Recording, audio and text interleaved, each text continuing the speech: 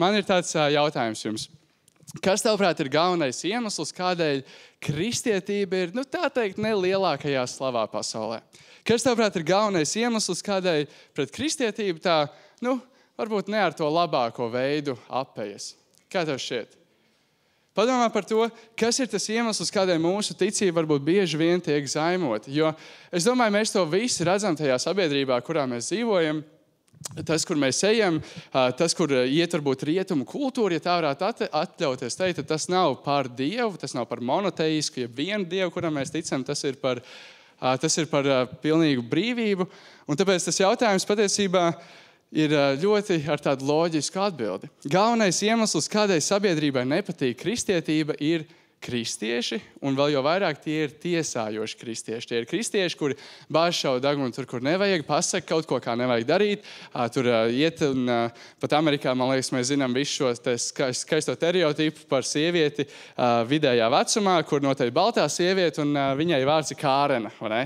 Un tad viņi domā, ka viņi zina visu, viņai visai dzīvē ir jāiegriež tā, kā viņi vēlās, tā, kā viņi grib. Un, diemžēl šis stereotips, varbūt mēs tā teikt, par Kārenām, patiesībā tas attiecas uz lielu daļu no kristiešiem, un iespējams tas attiecās arī uz lielu daļu no mums. Mēs esam tiesājoši kristieši, un tā realitāte ir tāda, ka daudzi kristieši kļūst par tiesājošiem kristiešiem. Un tas ir interesanti par to domāt, kāpēc tā ir, jo, man liekas, liela daļa no mums mēs esam saņēmuši Jēzu, mēs apliecinām, ka viņš ir mūsu kungs un glābējs, mēs dzīvojam dzīvi, vismaz cenšamies dzīvot dzīvi saskaņā ar viņu, un tomēr reizēm mums iezogas kaut kāda lepnība. Kaut kas varbūt tāds, ka mēs esam sapratuši vairāk nekā citi, un īpaši, kad mēs runājam par ticību vai aizstāvam ticību, vai arī uzrādām kādu grēku citu cilvēku dzīvē, mēs mēdzam to darīt ne tādā veidā, kā Bībele to ir iecerējusi, lai mēs darām. Jo, lai arī lielākā daļa, varbūt vismaz liela daļa no kristiešiem ir tiesājoši kristieši, interesanti, ka Bībelē vairāk kārt ir skaidri pamudinājumi netiesāt.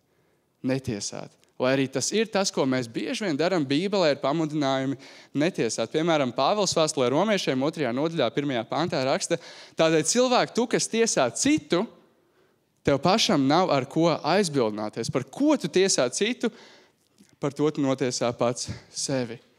Par ko tu tiesā citu, tas standarts, ar kādu tu mēri citam, ar to atmērīs tev, un tas patiesībā nav nekas spožs. Jēzus Mateja evaņģēlija 7. nodaļas 1. pantā teica: netiesājiet, lai jūs netiktu tiesāti. Mēs nezinām, par kādu netiesāšanu viņš runā, lai mēs netiktu tiesāti, vai tas ir no cilvēkiem, vai tas ir no Dieva.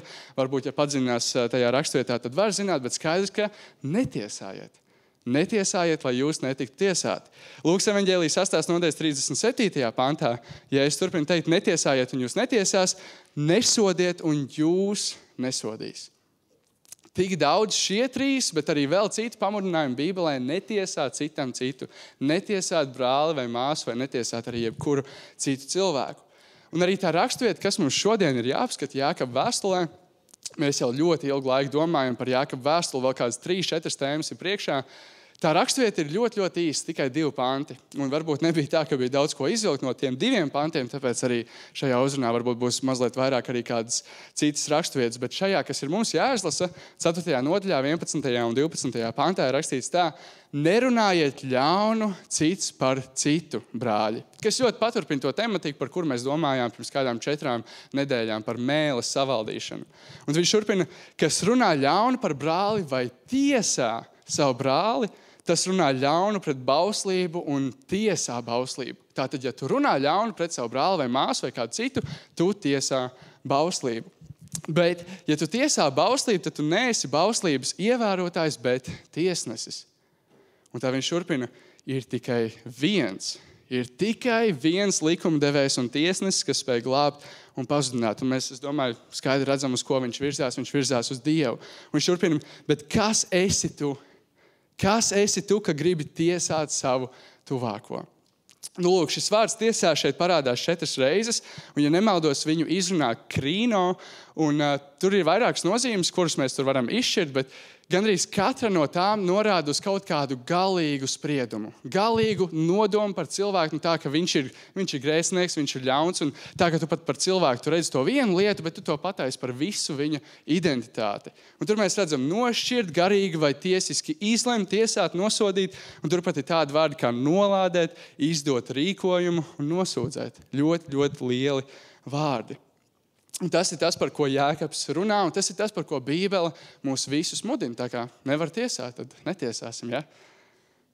Sarunāts? Būs labi. Diezgan sarežģīta šī tēma ir viena iemesla dēļ. Bībele vairāk kārt mūs mudina uzrādīt kādu cilvēku grēku, draudzē. Bībele mūs mudina sludināt evaņģēliju, pavēl mums sludināt evaņģēliju. Un daļa no evaņģēlija ir grēks. Un kā tu vari pateikt cilvēkam par grēku, viņu nenotiesājot, nesot ļauns pret viņu. Un tāpēc šīs tēmas, šīs uzrunas nosaukums ir ļauna tiesāšana un svēta atmaskošana. Es uzreiz gribu teikt, ka šādi termini nekur Bībelē nav atrodami, bet, diemžēl, centos meklēt un es neatradu labākus. Un patiesībā es domāju, ka jūs caur šo uzrunu redzēsiet, ka tie termini pat nav tik svarīgi, kā tā doma, kas tam visam ir apakšā. Un tā mēs arī pavisam drīz pieķersimies. Tad kas ir ļauna tiesāšana un kas ir svēta atmaskošana? Ļauna tiesāšana ir augstprātīga, dieva vai savu prātu komunicēšana, un līdz ar to arī domāšana, ar nolūku pazemot un sāpināt. Tur 3 lietas parādās. Tātad augstprātīgi, tas, ka mēs skatāmies uz cilvēku, ko mēs tiesājam no augšas, tādā ziņā, ka viņš būtu zemāks un mēs esam augstāki.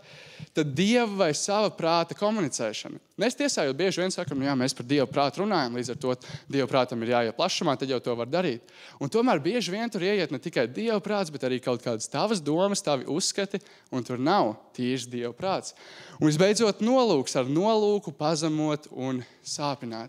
Ja es tā paskatos uz savu dzīvi, visbiežāk jau, kad es kaut ko ļaunu gribu pateikt un tieši arī uzrādīt kaut ko ļaunu tā otra cilvēka dzīvē, mans nolūks ir viņam bišķiņ iegraust, kaut kādā veidā viņu sāpināt, likt viņam justies slikti par to, ko viņš ir izdarījis. Tā ir ļauna tiesāšana. Bet kas tad ir svēta atmaskošana? Un saku vēlreiz, tāds termins nav Bībelē, un tomēr kas tāda varētu būt? Svēta atmaskošana ir pazemīga, dieva prāta komunicēšana un arī domāšana ar nolūku celt un iedrošināt. Es tās 2 definīcijas uzrakstīju jums šeit, tā kā jūs tās varat arī piefiksēt, jo tajās ir 3 lielas atšķirības. 3 lielas atšķirības starp šīm 2 lietām. Un tā ir nostāja, saturs un nolūks. 3 lielas atšķirības – nostāja, saturs un nolūks. Tātad pirmā nostāja. Ja mēs pirmajā esam augstprātīgi, mēs skatāmies uz cilvēku no augšas, tad otrajā mēs esam pazemīgi. Vai nu mēs vismaz esam vienā līmenī kā cilvēki, vai patiesībā mēs gribam kalpot tam otram cilvēkam, kuram kaut kas ļauns notiek viņa dzīvē. Pirmā ir nostāja, tad ir saturs. Kā jau teicu, pirmajā veidā mēs bieži vien komunicējam dieva prātu, bet tomēr arī ieliekam tās savas domas. Un tomēr, kad mēs to darām svēti, pareizi, bibliski, tās ir tikai un vienīgi dieva domas, nevis mūsējās. Un visbeidzot, nolūks. Ar nolūku celt un iedrošināt. Nevis iegraustam cilvēkam, nevis likt viņam sajust kaut kādas sāpes vai nožēlu, bet tieši viņu celt, iedrošināt. Uzrādīt kaut kādu lietu, bet nevis ar nolūku sāpināt, bet celt un iedrošināt. Tā kā šīs ir tās lietas, ko, man liekas, Bībele ļoti, ļoti skaidri parāda. Tās ir 2 dažādas lietas, lai gan bieži vien pat tiek lietot 2 identiski vārdi, kas ir tiesāšana, tas nodoms viņās katrās ir citādāks. Un parādās arī ļoti labs jautājums, ko tad mēs kā kristieši, ko mēs varam tiesāt, jeb ko mēs varam svēti atmaskot. Kas ir tā mūsu autoritāte, vai tā ir tikai draudze, vai tie ir tikai jaunieši, vai tie ir arī cilvēki ārpus mūsu draudzes vai vispār kristietības. Un daži kristieši teiks, ka tā ir tikai draudze. Un viņi uz to pamatos ar vārdiem, ko Pāvils raksta 1. vēstulē Korintiešiem 5. nodaļā, 12. un 13. pantā. Kādēļ gan, lai es tiesātu tos, kas ārā? Kādēļ gan, lai es tiesātu tos, kas ārā? Vai jums nav jātiesā tie, kas iekšā? Tos, kas ārā tiesās Dievs. Izmetiet ļauno no pašu vidus. Un pēc šīs rakstītes mēs tā diezgan skaidri varētu teikt, ok, tad jau šī ir tā mūsu ietekmes grupiņa, vai ne? Tad mēs redzēsim, kāds kaut ko dara nepareizi, un tad arī pateiksim. Un tā pārējā pasaule, lai tad viņi dzīvo savu dzīvi. Bet tur ir neliels konflikts, un arī pat šajā rakstvietā ir kādas lietas, kurās ir jāiedziļinātos, lai to saprast. Piemēram, tos, kas ārā tiesās Dievs. Ja? 3. rindiņa. Tos, kas ārā tiesās Dievs. Kā tad ar tiem, kas ir iekšā, vai tad tos Dievs netiesās? Nu, protams, ka tiesās. Un tāpat arī, vai jums nav jātiesā tie, kas iekšā? Pāvēlam šo rakstot ir ļoti, ļoti skaidrs konteksts. Viņš raksta draudzēji Korintā. Un Korintas draudz bija pazīstama ar to, ka tajā bija ļoti daudz ļaunuma, ļoti daudz grēcīgā. Un viņi pat bija nonākuši līdz tādam brīdim, ka draudzē bija cilvēki, kas teica, jā, es esmu kristietis, līdz ar to viņi ar savu muti apliecināja, ka viņi ir kristieši, bet darbos vai dzīvē viņi to neparādīja. Un Pāvils raksta, ka tas nav ok. Ja tavā draudzē ir draudzes loceklis, kurš ar muti apliecina, bet savā dzīvē neparāda Jēzu, tas tā nedara, un tev viņš ir jātiesā. Lai gan es domāju, ka Pāvils tikai un vienīgi saskaņojoties ar pārējo mācību, varētu teikt, ka tā ir nevis tiesāšana, bet svēta atmaskošana.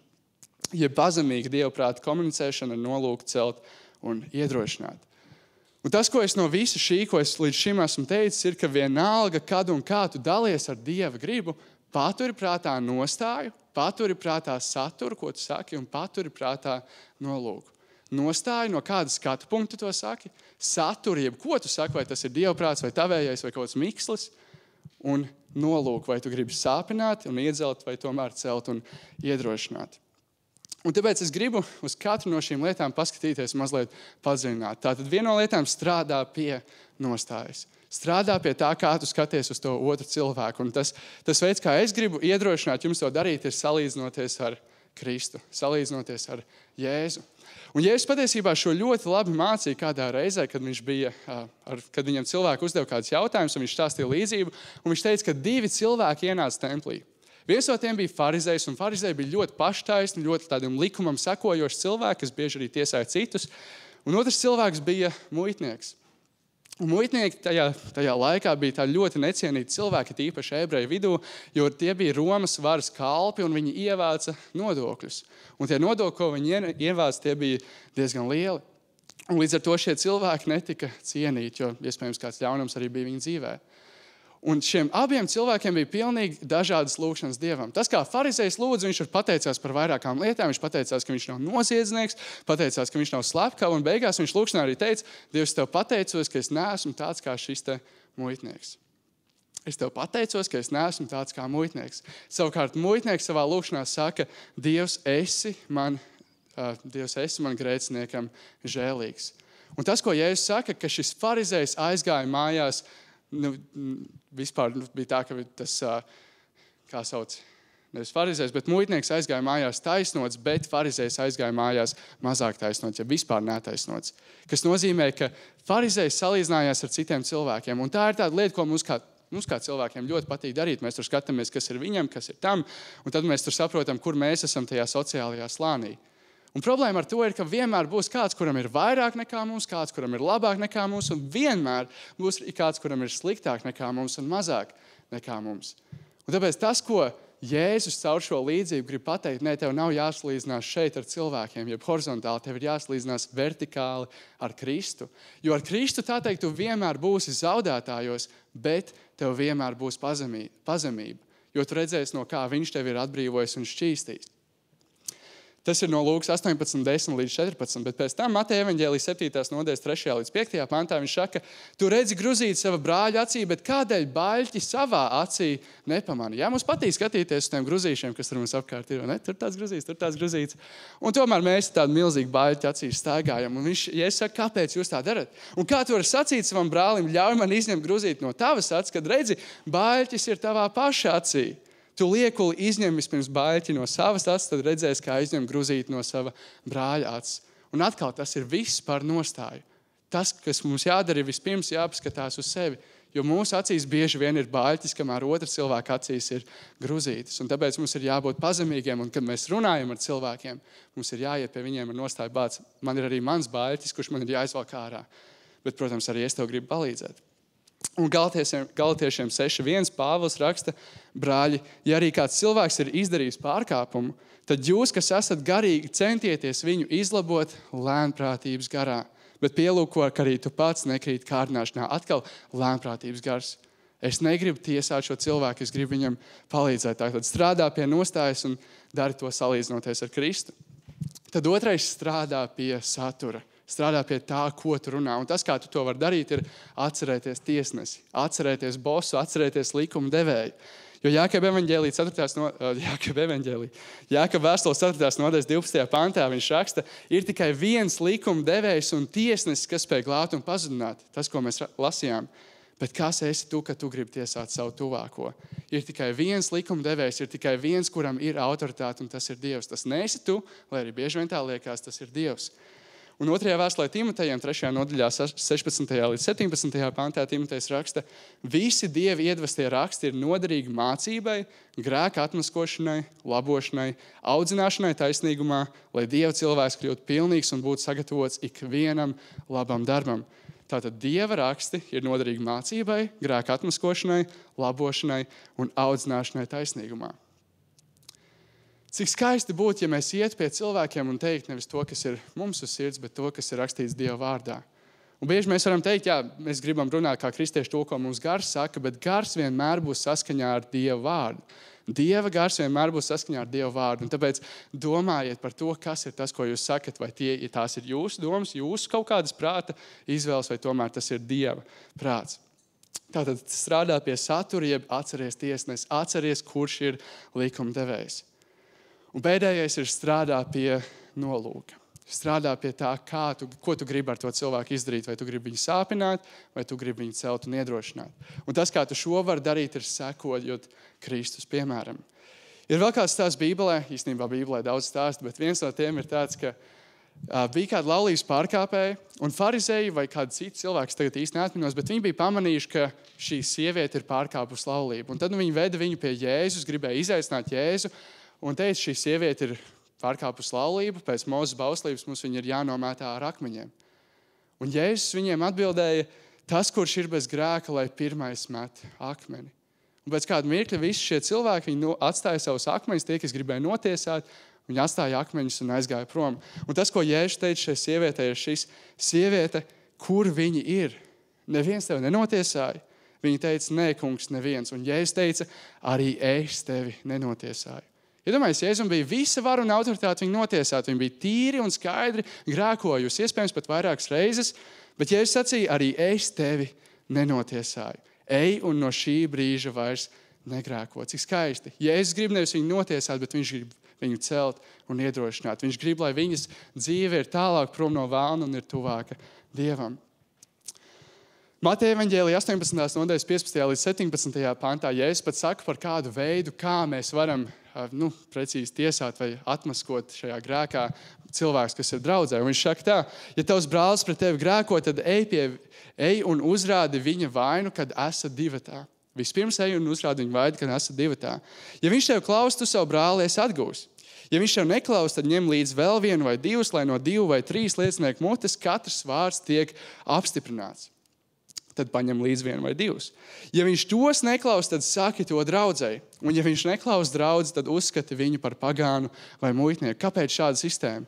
Kāpēc vispirms jāiet vienam, tad ar lieciniekiem un tad ar visu draudzi? Jo mēs negribam, lai šie cilvēki, kuriem mēs kaut ko uzrādām, lai viņi tiek publiski pazemoti. Un atkal mēs gribam, lai viņi aug, lai viņi tiek iedrošināti un celti, nevis pazemoti.